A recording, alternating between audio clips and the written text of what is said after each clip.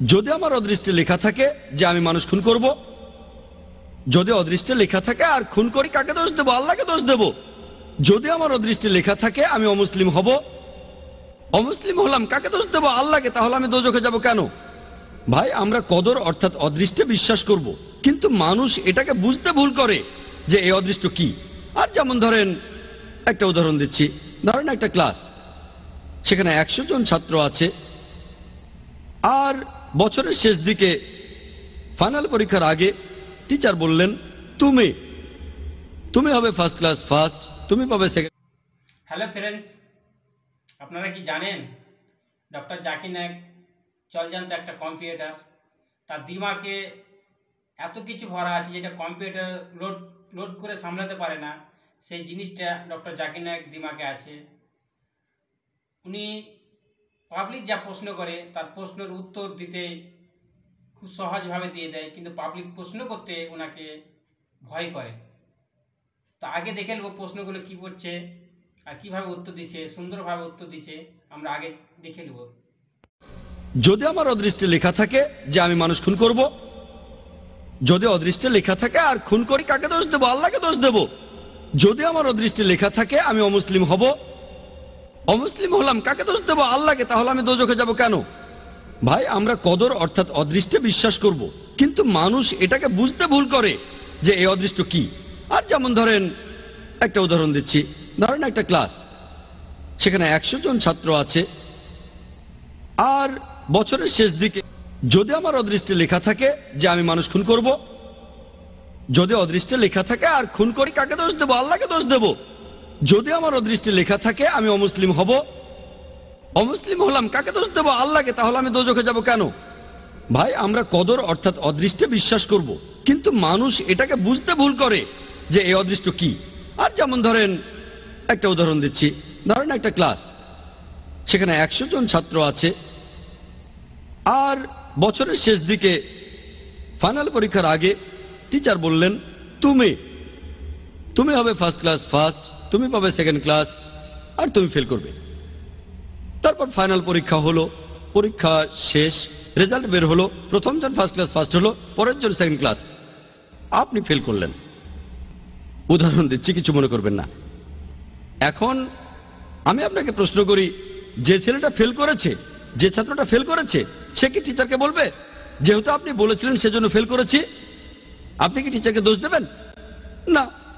যেহেতু টিচার 1 বছর পড়িয়েছেন, তিনি জানেন যে এই ছাত্রটা খুব মনোযোগী, ঠিকমতো পড়াশোনা করলে সে ফার্স্ট ক্লাস ফার্স্ট হবে, সেকেন্ড ক্লাস, এটা ফাঁকিবাজ, ঠিকমতো লেখাপড়া করে না, ফেল করবে। টিচার অনুমান করেছিলেন বলেই কি তাকে দোষ দেবেন? না। একইভাবে আল্লাহ সুবহানাহু ওয়া তাআলা, তিনি এই টিচারদের চাইতে অনেক বড়, তার হচ্ছে ইলমে গায়েব, তিনি ভবিষ্যতের কথাগুলো জানেন, তিনিই হলেন সবচেয়ে বড় টিচার। তবে আল্লাহ তাআলা, তার রয়েছে ইলমে গায়েব, তিনি জানেন যে ভবিষ্যতে কি হতে যাচ্ছে, আল্লাহ তাআলা আগেই সেটা লিখে রাখেন। যেমন ধরেন, একটা রাস্তার সামনে দাঁড়ালেন, 5টা রাস্তা, 1 2 3 4 5, আপনি যে কোনো একটা বেছে নেন, বেছে নিলেন রাস্তা নম্বর 2। এখন আল্লাহ আগে থেকে জানেন যখন এই লোকটা ক্রস রোডের সামনে আসবে সে বেছে নেবে 2 নম্বর রাস্তা, আল্লাহ আগে থেকে সেটা লিখে রেখেছেন। এই লোকটা যখন এখানে আসবে সে বেছে নেবে 2 নম্বর রাস্তা, আল্লাহ লিখেছেন বলে এটা হচ্ছে না, কিন্তু এমনটা ভবিষ্যতে হবে বলে আল্লাহ আগে থেকে লিখে রেখেছেন। বুঝতে পেরেছেন? আল্লাহর আছে ইলমে গায়েব। ধরেন আপনি পাশ করলেন কলেজ থেকে, হতে পারেন ডাক্তার অথবা হবেন ইঞ্জিনিয়ার, আপনি ঠিক করলেন ডাক্তার হবেন, এমন না যে যেহেতু আল্লাহ লিখে দিয়েছেন তাই আপনি ডাক্তার হবেন।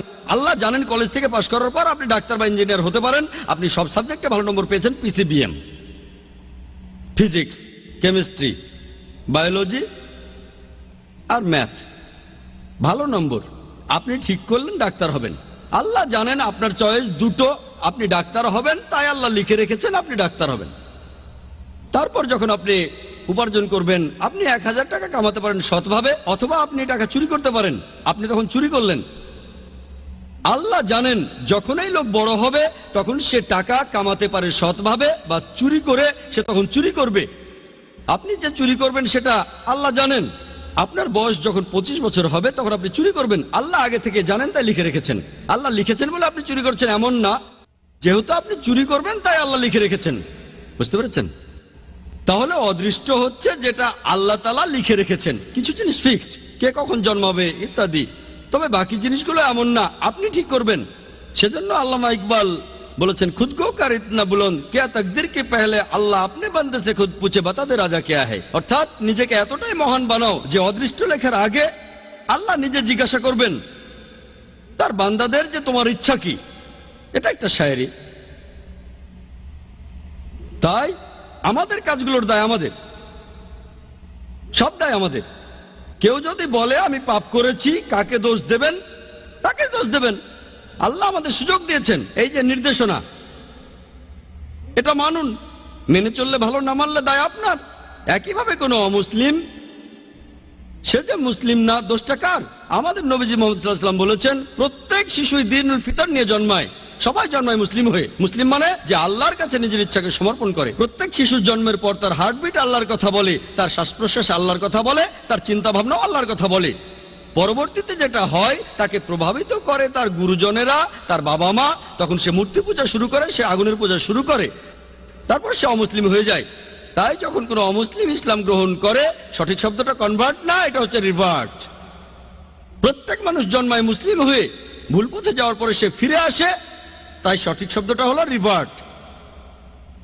তাহলে আপনারা অমুসলিম বন্ধুকে বলেন, এই যে এই নাও কোরআন, এটা মানো, তোমার সামনে তো মুসলিম হওয়ার সুযোগ আছে। তাকে বোঝান, কোরআন পড়েন, মেনে চলেন। যদি বুঝতে অসুবিধা